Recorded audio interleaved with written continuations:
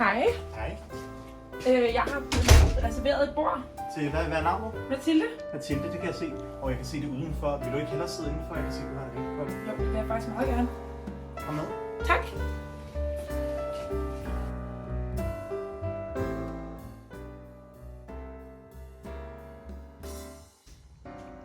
Hej, og velkommen til. Tak skal du Jeg have. hedder Mikkel, og jeg skal være din tjener i aften. Dejligt. Jeg vil lige give dem et menukort, og så vil jeg vende tilbage til dig, når du er klar. Tak skal du have. Det er godt. Hvordan er du en god vært? For mig der er det vigtigt at kunne give gæsten opmærksomhed ved at få øjenkontakt og være åben i mit kropssprog og smile til den. Det er også vigtigt, at i min position som vært at kunne aflæse gæsten og ligesom få gæsten til at have den bedste oplevelse. Jeg vil høre, om de har fundet ud af, hvad de skal have at drikke. Jeg kunne virkelig godt tænke mig et glas rødvin. Ja. Jeg har haft en meget lang dag på arbejdet. Okay. Jamen, så ved jeg lige præcis, hvad de skal have. Dejligt. Så har jeg fundet en dejlig rødvin fra Bourgogne, og det er en dejlig frugtig druge, der vil gå rigtig godt til vores forret, eller hovedret, som jeg tænker at præsentere for dig lige om lidt. Dejligt. Hovedretten den består af en steak fra Argentina med nye kartofler, serveret med en friskrørt mayonnaise. Det lyder virkelig lækkert. Det vil jeg glæde mig til.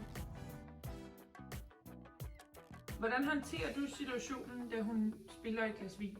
Altså det er vigtigt for mig at fortælle gæsten, at det selvfølgelig ikke er første gang, det er sket, og jeg kan godt forstå, at gæsten måske føler sig pinligt berørt eller presset over situationen, men så er det også vigtigt, at vi kan udvise omsorg og ligesom kan betrygge gæsten og fortælle, at det er helt okay, så gæsten kommer til at føle sig godt tilpas igen.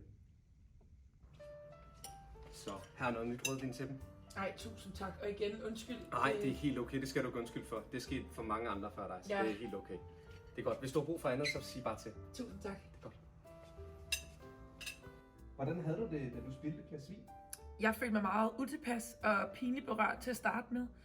Men heldigvis var Mikkel super behjælpelig og hurtigt fik styr på situationen. Han var rigtig god til at få mig til at føle, at det hele var ok og følte mig meget tilpas. Jeg vil bare høre, om alt er, som det skal være.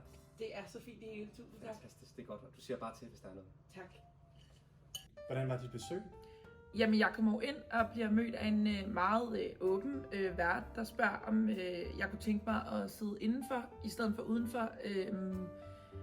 Da jeg havde det ret godt til at starte med, og det var jeg super glad for, at han ligesom kunne læse mig. Og jeg kommer ind og får en super venlig og meget åben vært, Mikkel, som også lige kunne se, at jeg havde brug for et glas rødvin, og det betyder rigtig meget for sådan en som mig.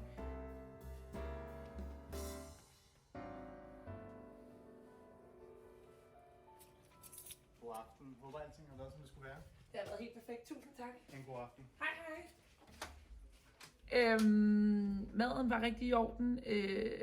Mikkel havde ligesom øjne på mig hele tiden fra start til slut. Jeg synes alt i alt var det en rigtig god oplevelse. Og ja, rigtig fint.